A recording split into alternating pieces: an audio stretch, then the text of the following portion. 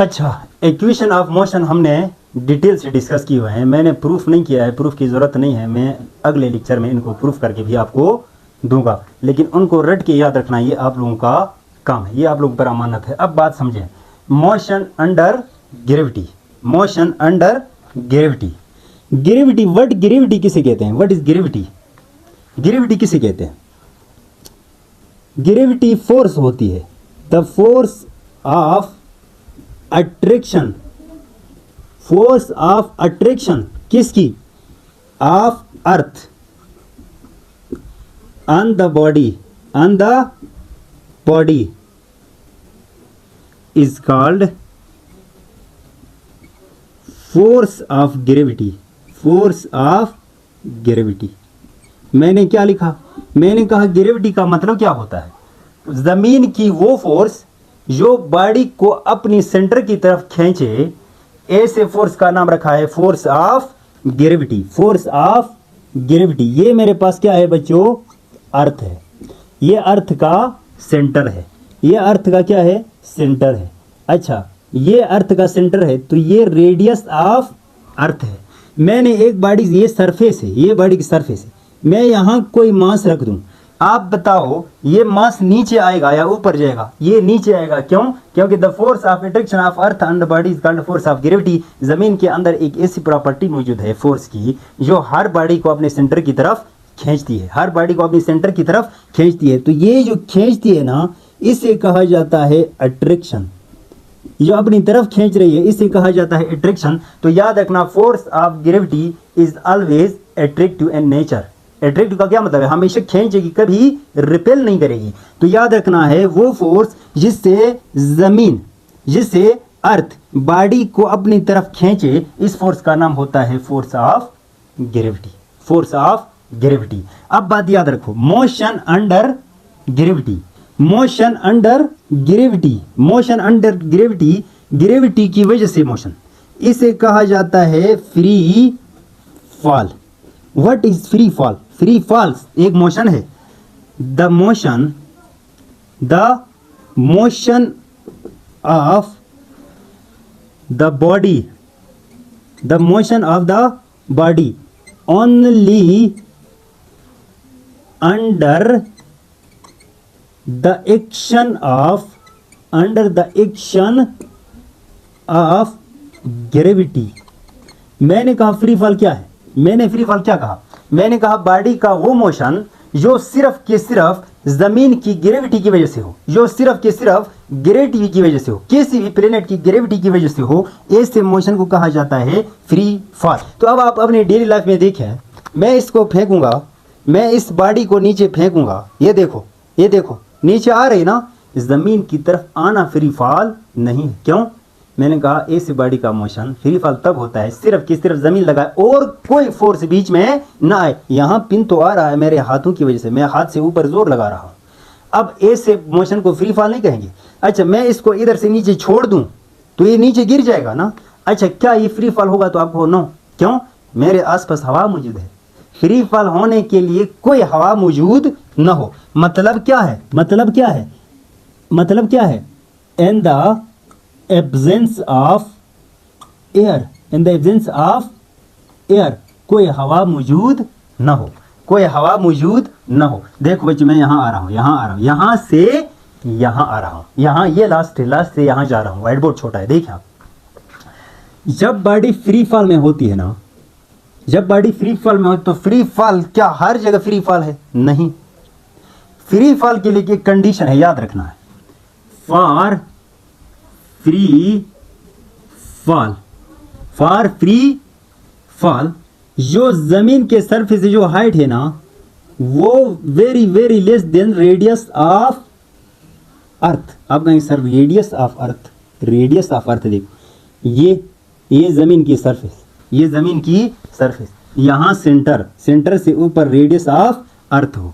Radius of earth कितना है? Radius of earth कितना है बताओ? रेडियस ऑफ अर्थ कितना है? 6.4 × 10⁴ किलोमीटर, ये होता है रेडियस ऑफ अर्थ। वो कह रहा है ना, सरफेस से ऊपर कितनी हाइट हो, कितनी हाइट हो कि बॉडी ऊपर से जमीन की तरफ गिरी तो फ्री फॉल में आ जाती है। अब बात समझे, जमीन के ऊपर कितना डिस्टेंस हो, तो अब याद रखें रेडियस ऑफ अर्थ, अगर सुने कहानी समझो, अगर मैं कह रहा हूं जमीन के सरफेस से हाइट जो ऊपर, हाइट कहां से लेते हैं, जमीन के सरफेस से हाइट, अगर हाइट बराबर हो रेडियस ऑफ अर्थ के, तो याद रखना है कोई फ्री फॉल नहीं होगा। एक बात, अच्छा रेडियस ऑफ हाइट ग्रेटर हो रेडियस ऑफ अर्थ से, इतनी दूर जाए के सेंटर से सरफेस तक जितना डिस्टेंस है उससे ऊपर डिस्टेंस, सरफेस से ऊपर डिस्टेंस ज्यादा हो, तो यहां पर कोई फ्री फॉल नहीं हो सकता है। समझ आ रहे ना, फ्री फॉल के लिए कंडीशन ये याद रखना है।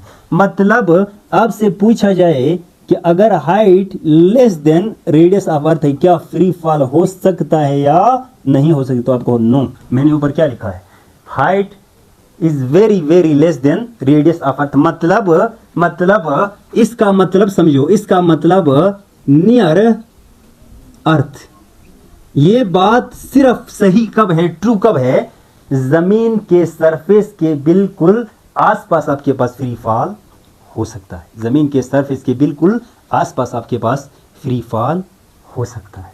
तो समझ आ रही ना, ये कहानी थी आपके पास फ्री फॉल की। मजीद मैं आपको फ्री फॉल बताऊं, देखो मजीद में आपको फ्री फॉल, मैं इधर मिटा रहा हूं, उधर देखो, लास्ट मेरा टॉपिक ये था, उधर से मैं इधर आ रहा हूं। आप कॉपी और पेन निकालें, जितना मैं पढ़ा रहा हूं ना, जिस तरीके से मैं पढ़ाता हूं अपनी कॉपी में, एक दफा आप लिख लें, इसके बाद दोबारा वीडियो को वॉच करें और अपनी कॉपी की तरफ भी देखें, तो आपको समझ आ जाएगी। ठीक है ना, व्हाइट बोर्ड छोटा है। अब सुने कहानी। एन फ्री फॉल, आप कुछ बातें लिख लो, मैं आपको बताऊं। एन फ्री फॉल, सबसे पहले बात याद रखो, the time of ascent is equal to the time of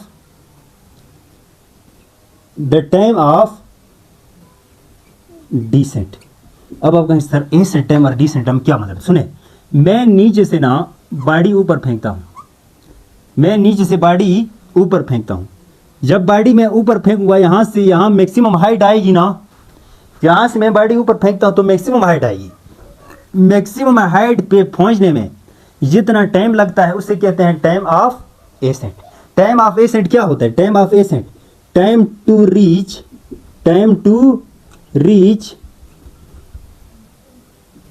maximum height, तो यहां से यहां आपके पास मैक्सिमम हाइट, इससे ऊपर बाड़ी नहीं जा सकती है, तो यहां से लेकर यहां तक मैक्सिमम हाइट आएगी, और मैक्सिमम हाइट जाने तक जितना टाइम लगता है उसे कहते हैं टाइम ऑफ एसेंट। अब ऊपर से बाड़ी, ये बाड़ी ऊपर से जमीन पे आएगी ना, इसे कहा जाता है time of descent. Maximum height से यहां से आपने फेंका था वहां तक बाड़ी आएगी, उससे कहेंगे टाइम ऑफ डिसेंट। अब कहानी समझो, मैंने कहा यहां से ऊपर मैक्सिमम हाइट तक 4 सेकंड में पहुंची है, फ्री फॉल में कोई हवा मौजूद ना हो, तो बताओ ऊपर से नीचे कितना टाइम लगेगा, 4 सेकंड। पहली बात ये याद रखना था। अच्छा, अब बात दूसरी, point number two, very very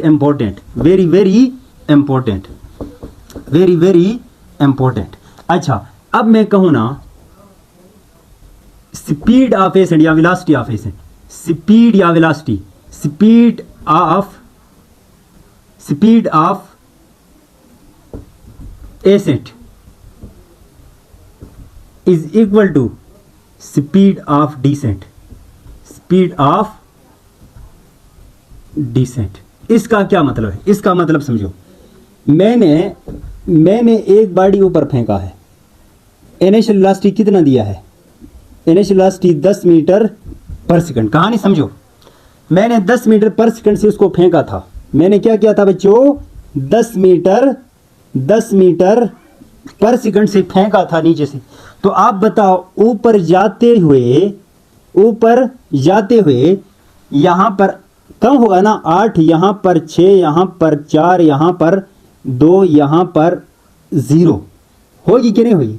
अब सुने, उसे कहते हैं वेलोसिटी ऑफ एसेंट। अब यहां आकर जीरो, यहां आकर क्या जीरो। अब ऊपर से वापसी में उसे कहते हैं speed of descent, speed of descent. यहां वापसी में जाते वक्त, नीचे जमीन की तरफ आते वक्त स्पीड बढ़ जाएगी फ्री फॉल में।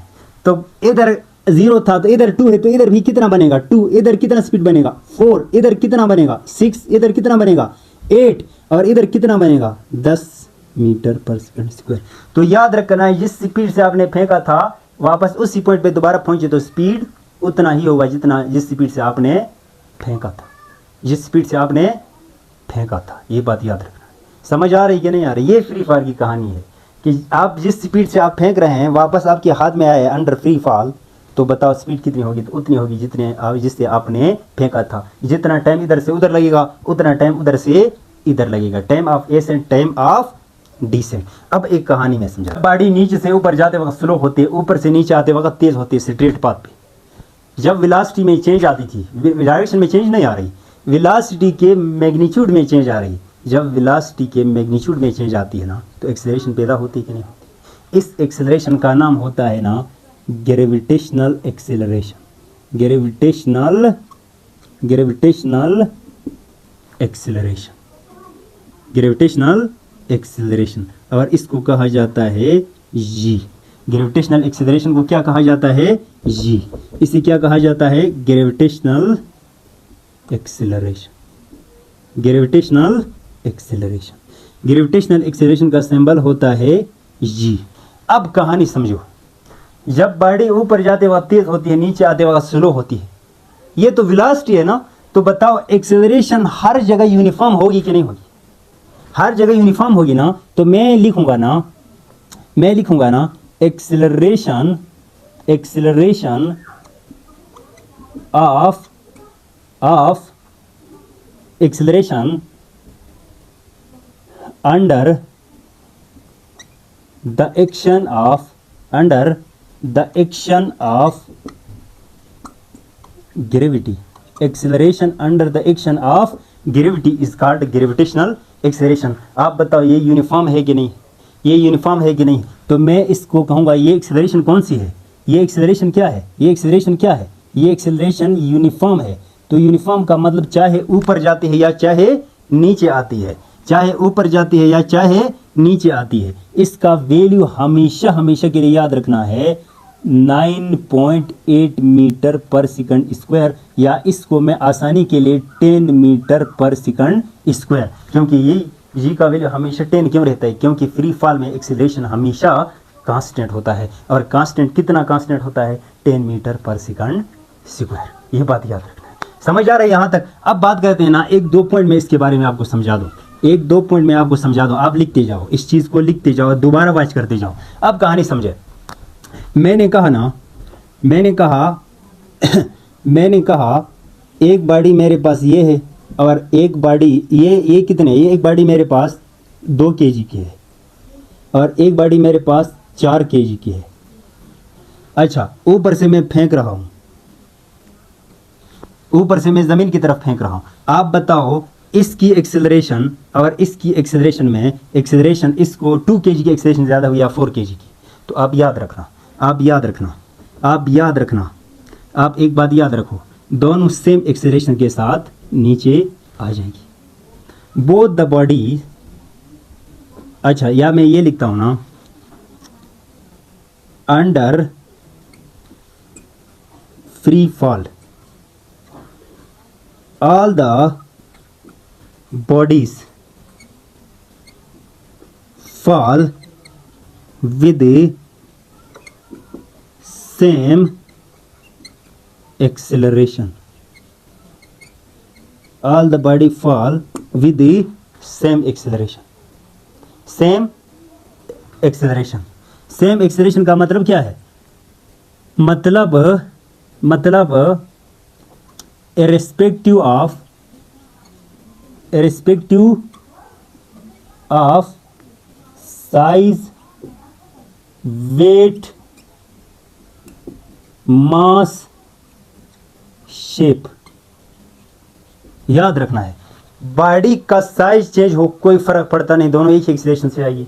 बॉडी का वेट चेंज हो कोई फर्क नहीं पड़ता, एक एक्सीलरेशन। मास हो या शेप चेंज हो कोई फर्क नहीं पड़ता है। अभी एक से मैं पूछूं, एक हेवी बॉडी है, एक लाइट बॉडी, ये हेवी है, लाइट है, ये दोनों सेम एक्सीलरेशन से ज़मीन पर पहुंच जाएगी, इनमें एक्सीलरेशन में कोई फर्क नहीं पड़ेगा। और एक्सीलरेशन आपके पास होगी 10 मीटर पर सेकंड स्क्वायर, 10 मीटर पर सेकंड स्क्वायर। देखो, under free fall all the bodies fall with same acceleration respective of size, weight, mass and shape. Guarantee एक बात की है, एक शर्त है कि मोशन क्या हो, फ्री फॉल हो, मोशन क्या हो, फ्री फॉल हो। अब मुझे एक बात बताएं, अब मैं आपको एक एग्जांपल दूं। मेरे पास एक एग्जांपल देखो, मेरे पास ये बिल्डिंग पड़ा हुआ है, ये मेरे पास एक बिल्डिंग पड़ा हुआ है। यहाँ से एक बच्चा बाल फेंक रहा है, एक बच्चा बाल ऊपर फेंक रहा है जिसे मैं ए कहूँगा, एक बच्चा बाल इधर फेंक रहा है जिसे मैं बी कहूँगा, एक बच्चा बाल बिल्कुल नीचे फेंक रहा है जिसे मैं सी कहूँगा। आपसे पूछा जाए ये बाल इस बच्चे तक पहुँच रहे हैं, तीनों के तीनों, ये तीनों इस बच्चे के हाथ में आ रहे हैं। पर याद रख लो कि आपसे पूछा जाए acceleration of A, acceleration of B, acceleration of C में से किसकी एक्सेलरेशन ज़्यादा होगी, तो एक बात याद रखना है, सारे के सारे सेम एक्सेलरेशन से नीचे बंदे के पास पहुंच जाएंगे, कोई डिफरेंट एक्सेलरेशन नहीं होगा, क्योंकि एक्सेलरेशन आपके पास यूनिफॉर्म होता है।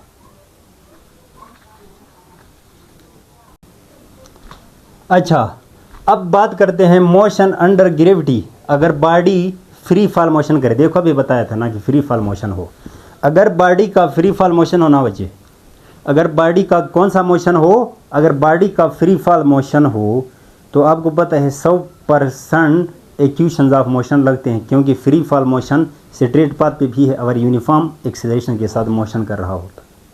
तो ऐसे केस में मैं आपको बताऊं ना, आपके पास फर्स्ट इक्वेशन कैसा होगा, सेकंड इक्वेशन कैसा होगा, तो याद रखना है। वहीं बाद में आपको बताऊं ना, जब मोशन अंडर फ्री फॉल या ग्रेविटी हो ना, तो जहां आपके पास फर्स्ट सेकंड थर्ड इक्वेशन में एस नज़र आएगा, वहां पर आपने डालना है एच, क्योंकि ऊपर से नीचे तो हाइट लेते हैं ना, ये तो हॉरिजॉन्टल मोशन के लिए एस लगाते थे, अब वर्टिकल मोशन आ रहा है तो मैं क्या लूँगा, हाइट।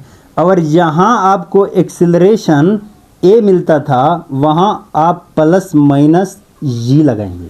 अब आप कहेंगे सर एक प्लस जी भी होता है और माइनस जी भी होता है। हाँ होता है, देखें मैं कैसे, देखो मैं कैसे इस चीज़ को लिख लूँ, ज़रा देखें। V F is equal to V I plus A T, first equation है कि नहीं, इसको अंडर ग्रेविटी में कैसे लिखेंगे, V F is equal to V I plus minus G T, समझ आ रही है। अच्छा, मैंने कहा S is equal to V I T plus half A T square, तो इसको देखो एस की जगह क्या लिखना है, एस की जगह क्या लिखना है, H is equal to V I T plus minus half G T square. अच्छा, 2as is equal to V F square minus V I square, तो कैसे लिखेंगे, 2 plus minus 2g plus minus 2gh is equal to V F square minus V I square. सिर्फ ये वाला, सिर्फ ये वाला फार्मूला याद रखें, फिर ये इक्वेशन आप मोशन अंडर ग्रेविटी पे लगाएं, कोई फ़र्क नहीं पड़ेगा। पर मैं इसके ना दो केस बनाऊंगा। सबसे पहला केस, सबसे पहला मैं दो केस बनाऊंगा, इसमें दो केस ड्रा करते हैं, ज़रा देखो। पहला case body dropped from some height. अगर किसी बॉडी को मैं किसी हाइट से नीचे गिराऊंगा तो एक बात याद रखना है, ड्रॉप्ड फ्रॉम, बॉडी ड्रॉप्ड का मतलब आप रेस से छोड़ रहे हैं, तो रेस से छोड़ने का मतलब इनिशियल वेलोसिटी जीरो आई। क्या कहा मैंने, body dropped from some height, body dropped from some height, तो इनिशियल वेलोसिटी क्या आएगी, जीरो। अब इनिशियल वेलोसिटी जीरो आएगी ना, तो बताओ फर्स्ट इक्वेशन मुझे बताओ, फर्स्ट इक्वेशन मुझे बताओ, फर्स्ट इक्वेशन मुझे बताओ, शाबाश। शाबाश, फर्स्ट इक्वेशन बताओ, V I plus minus G T, V I plus minus G T. तो मैं किस तरह लिखूं, V F is equal to V I plus minus G T. अच्छा ये ज़ीरो है, ये ज़ीरो है तो ये ख़त्म हुआ ना, V F is equal two plus minus G T. अब याद रख लो, प्लस लगाना है या माइनस लगाना है, प्लस लगाना है या माइनस लगाना है। बॉडी की एक्सेलरेशन और वेलोसिटी की एक्सेलरेशन यहाँ पर किस डायरेक्शन में है आप बताओ भाई। बॉडी कहाँ मोशन कर रही है, बॉडी की वेलोसिटी नीचे और एक्सेलरेशन भी नीचे। वेलोसिटी और एक्सेलरेशन एक ही डायरेक्शन में है कि नहीं? जब वेलोसिटी और एक्सेलरेशन एक ही डायरेक्शन में होते हैं ना, जब पॉजिटिव एक्सेलरेशन स्पीड बढ़ जाता है ना, जब ऊपर से नीचे आते वक्त स्पीड क्या होता है, बढ़ जाता है, तो पॉजिटिव एक्सेलरेशन। तो मैं क्या लगाऊंगा, plus G T, plus G T. ये बात पहली बात नोट करना है, पहली बात नोट करना है। और इसको मैं मज़ीद शॉर्टकट में बदल दूँ ना, इसको मैं मज़ीद शॉर्टकट में बदल दूँ आपको, तो final velocity is equal to g की जगह 10 टी, 10 टी। अच्छा आप कहें सर ये कैसे होता है, सुनो, वो आपसे क्या पूछेगा, वो आपसे पूछेगा ना कि एक बॉडी है ऊपर से नीचे गिराया है ज़मीन पे, किसी हाइट से ज़मीन पे गिराया है मैंने, और कहा है ये बॉडी नीचे जाकर पहुंचा है कितने, 2 सेकंड में। मैंने ऊपर से ऐसे गिराया है, जो ही नीचे स्ट्राइक कर गई, टपक लगी, तो मैंने नोट किया कितना टाइम लगा, 2 सेकंड लगा। नीचे टकरने में टाइम 2 सेकंड लगा है, इधर से नीचे जाते हुए टाइम कितना लगा, 2 सेकंड। आप बताओ नीचे किस वेलोसिटी से उसने टक्कर मारी है। वो इस तरह पूछे, सिर्फ आपको टाइम देगा, सिर्फ टाइम देकर आपसे डायरेक्ट पूछेगा, आप बताओ मैंने एक बॉडी को ड्रॉप किया है, इधर से नीचे 2 सेकंड में पहुंची है, आप बताओ उसके नीचे लगने वाली वेलोसिटी कितनी होगी। तो याद रख लो, v F is equal to 10 t की जगह क्या लगाओ 2, तो आपके पास क्या आएगा, V F is equal to 20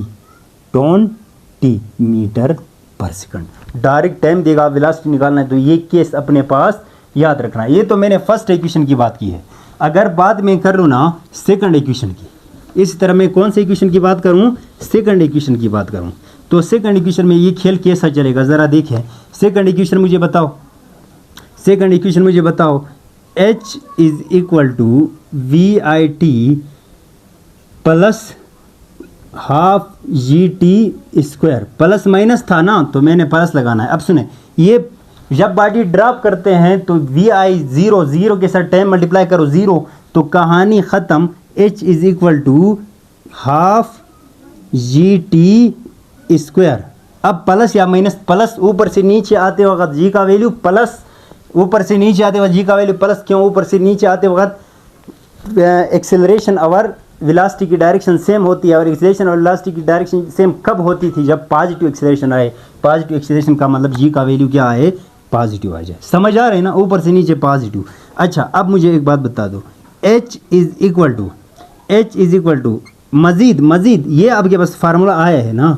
अच्छा अगर आपको मैं मज़ीद शॉर्टकट बनाऊँ, इसका क्या बनाऊँ शॉर्टकट, तो बताओ H is equal to 1/2 n2 G का value 10 T square, 2 Ekam 2, 2 5 10, H is equal to 5 T square. बच्चों ये बात नोट करने वाली है।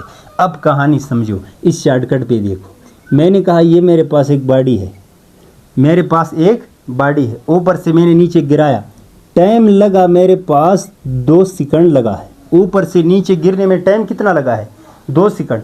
इस बार मैं कहूँगा आप बताओ हाइट, ऊपर से नीचे हाइट कितनी होगी। तो अब समझो, अब कहानी समझो, मैं ऐसे लिखूँगा ना, H is equal to 5 T square. H is equal to 5, T का मतलब 2 है ना स्क्वायर, तो क्या बन जाएगा 5 into 4 is equal to 20 metre. आसान काम क्या है बच्चों, समझो। अब इधर से फेंक दो इस चीज़ को, अपने स्केल और वो चीज़ें लेकर, फिता और स्केल लेकर नापने की आपको ज़रूरत नहीं। फिज़िक्स आई और मेजरमेंट आसान हो गई। ऊपर से फेंको और टाइम नोट करो स्टॉपवॉच के अंदर। स्टॉपवॉच के अंदर क्या करो, टाइम नोट कर लो। ऊपर से नीचे जाकर टक्कर लगेगी, ऊपर से नीचे जाकर टक्कर लगेगी तो टाइम नोट करो। टाइम से डायरेक्ट आप इधर हाइट निकाल सकते हो, ये आपके पास शॉर्टकट है। अब किसी भी फिता पैमाना और किसी चीज़ की ज़रूरत नहीं है, आप डायरेक्ट हाइट ऐसे मालूम कर सकते हो। अब आप चाहते हैं कि मैं टेलीनॉर टावर हो या जेस टावर हो, मैं इसकी हाइट मालूम करूँ तो कैसे कर लूँ? सबसे पहले चढ़ जाओ टेलीनॉर के आखिर, टावर के आखिर टॉप पे, ऊपर से फेंको पत्थर को, पत्थर फेंको, पत्थर का टाइम नोट करो और डायरेक्ट निकालो कि इस टावर की लंबाई क्या है। बड़ी आसानी से आप निकाल सकते हैं, पर याद रखना ये गलती नहीं करना कभी कहीं अभी से टावर पे न चढ़े ना। टावर पे अगर चढ़ना चाहते हो ना तो पहले सारे के सारे हवा को क्या करो, एयर को क्या करो, ख़त्म करो। क्यों? क्योंकि ये हमारे पास ये सारे केसेस में जो पढ़ा रहा हूँ ये फ्री फॉल में है, हर जगह पॉसिबल नहीं है, तो ये गलती नहीं करना। समझ आ रही है ना? तो हाइट मालूम करना हो तो वो शॉर्टकट में आपको देंगे। ऐसे क्वेश्चन अक्सर ईटा, एमडी, केट, एनटीएस वगैरह इन चीज़ों में आते हैं ना। अक्सर किस में आते हैं? अक्सर ऐसे शॉर्टकट्स में आपको मिलते हैं। वो हमेशा आपको शॉर्टकट में देंगे और पूछेंगे तो आपने हैरान बिल्कुल नहीं होना। ये मैंने आपको शॉर्टकट कुछ एक एग्जाम्पल से दिखाए भी हैं। अच्छा, अब बात करते हैं थर्ड इक्वेशन की। किसकी बात करते हैं? थर्ड इक्वेशन की। किसकी बात करें? थर्ड इक्वेशन की। किसकी बात करें? थर्ड इक्वेशन की। Third equation. अच्छा, अब थर्ड इक्वेशन की बात करो। थर्ड इक्वेशन, थर्ड इक्वेशन क्या था बताओ? क्या था? Plus minus 2gh is equal to V F square minus V I square. तो अभी ड्रॉप वाली सिस्टम में ये ज़ीरो हुआ कि नहीं हुआ? Plus minus 2gh is equal to V F square, क्योंकि ये तो ज़ीरो हुआ। अच्छा, अब याद रखो, प्लस लगाओ या माइनस लगाओ? प्लस लगाओ। प्लस लगाओ या माइनस लगाओ? तो आपको प्लस लगाओ। 2gh is equal to V F square.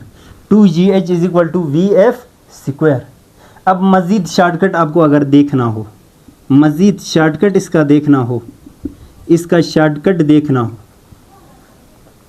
V F square is equal to 2 into 10 into height. तो आपके पास क्या आएगा? 20h V F square is equal to 20h। अच्छा, अब आपसे पूछे हाइट देकर, डायरेक्ट हाइट देकर, टाइम देकर नहीं, हाइट देगा अगर पूछेगा फाइनल वेलोसिटी बताओ, फाइनल वेलोसिटी बताओ। तो मैं फ़र्ज़ करें मैं यहाँ से बॉडी नीचे गिरा दी, मैंने क्या कहा? मैंने कहा हाइट मेरे पास है 5 मीटर। 5 मीटर हाइट से नीचे गिरा, हाइट दिया, टाइम नहीं दिया। पहले फाइनल वेलोसिटी मैंने टाइम से निकाला है। अब देखो, मैंने 5 मीटर हाइट से नीचे गिराया है, 5 मीटर हाइट से नीचे गिराया है, तो नीचे जाकर टक्कर लगेगी तो वेलोसिटी कितनी होगी? अच्छा, मैं हाइट को जितनी दूर से गिराऊंगा तो नीचे ज़ोर से लगेगी कि नहीं लगेगी? मैं अच्छा हाइट को बढ़ाते जाऊंगा, फाइनल वेलोसिटी बढ़ती जाएगी तो नीचे ज़ोर से लग जाएगी। अब बता, इसको हल कर लो। V F square is equal to 20 into h कितना है? 5 है कि नहीं है?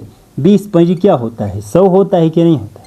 100 होता है ना। मुझे फाइनल वेलोसिटी निकालना है, स्क्वायर हटाना है, तो स्क्वायर की दवाई रखो, ये अंडर रूट लो, ये और ये cancel. V F is equal to under root से 100 निकलेगा तो क्या रहेगा? 10 मीटर पर सेकंड। तो ये कुछ आपके पास शॉर्टकट्स थी बच्चों। किस केस में? In case of drop.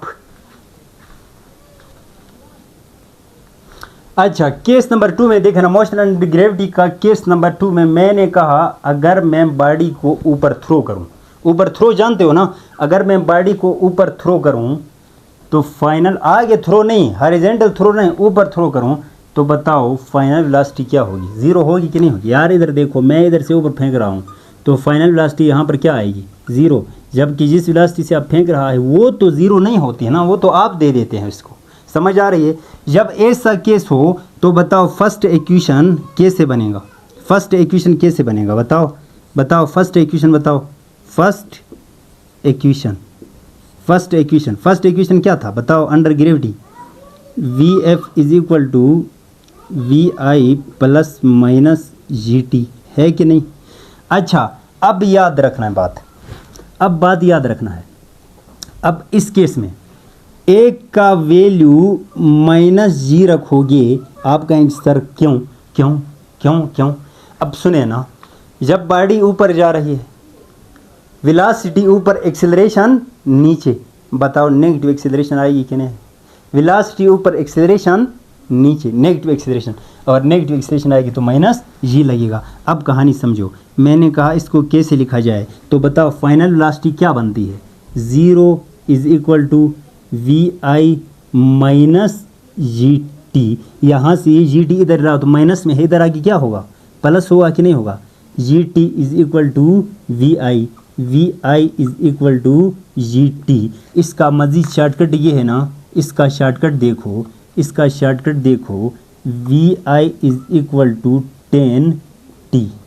अब आपको टाइम देगा, अब आपको टाइम देगा, आपसे टाइम क्या पूछेगा, आपसे टाइम देकर पूछेगा ना, आपसे कहेगा कि मैंने नीचे से बॉडी को फेंका था ऊपर, किसी हाइट पे, किसी हाइट पे फेंका था, उधर से नीचे से ऊपर मैक्सिमम हाइट तक पहुंचने में टाइम लगा है, किस तक, मैक्सिमम हाइट तक पहुंचने में टाइम लगा है 2 सेकंड। आप बताओ आपने किस वेलोसिटी से फेंका था, ये इनिशियल वेलोसिटी क्या होगी। आपने नीचे से वेलोसिटी से फेंका था, 2 सेकंड बाद जाकर मैक्सिमम हाइट पे पहुंच गए, इसके ऊपर कोई चांस नहीं है जाने का।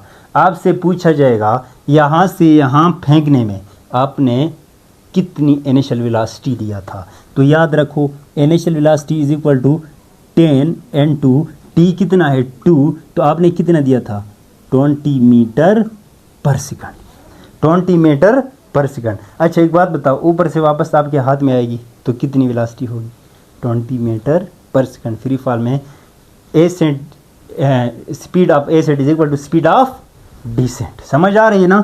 अब बात करते हैं सेकंड इक्वेशन की, थ्रो में सेकंड इक्वेशन। अच्छा, h इज इक्वल